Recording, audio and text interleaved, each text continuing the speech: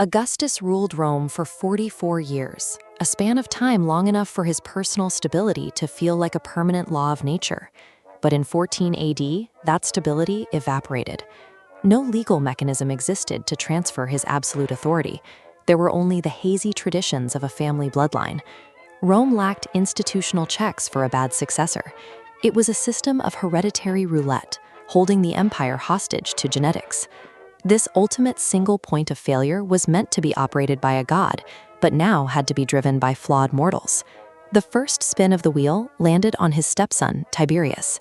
He started his reign as a capable administrator, managing the empire's finances with precision.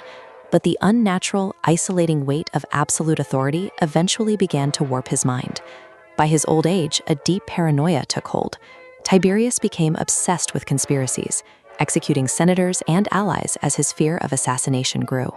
He abandoned the capital entirely, retreating to the island of Capri. He ruled the Roman world through letters and fear from a heavily fortified villa. If the weight of this office could isolate and break a veteran administrator like Tiberius, it raised a volatile question. What would happen when that same power was handed to someone with no experience at all? The next heir, Caligula, demonstrated exactly what happens when an entire state falls into the hands of someone who is completely unhinged. His megalomania reached the point where ancient sources claim he intended to appoint his favorite horse to the consulship.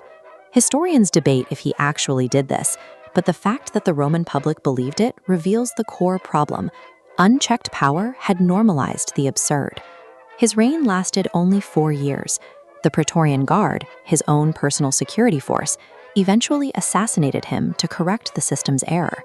The crown then fell to Caligula's uncle, Claudius. Because of his physical ailments and his stutter, the Roman elite severely underestimated him, yet he proved to be an effective administrator.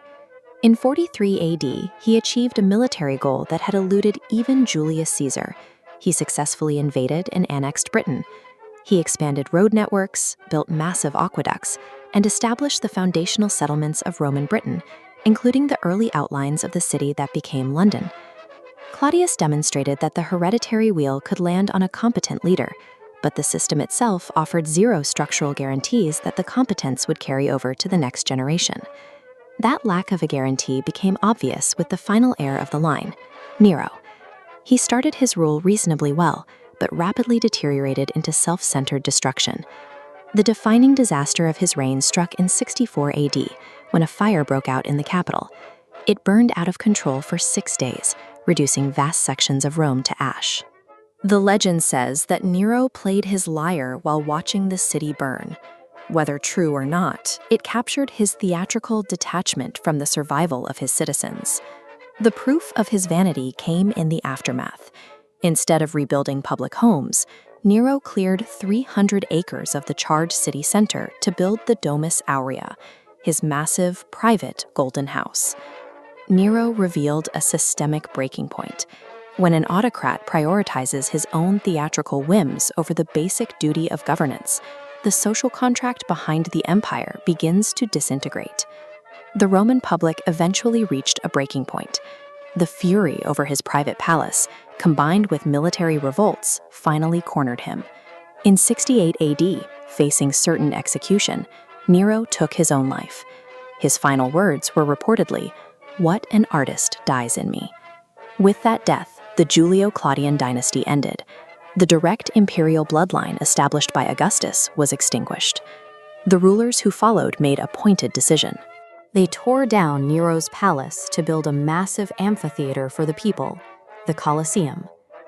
The first dynasty demonstrated that the Roman state had no inherent self-correction. Its peace and its destruction were both equally dependent on the personality of a single person. Absolute power is an unpredictable gamble. It can pave roads across 3 continents or reduce the world's center to an empty field of ash.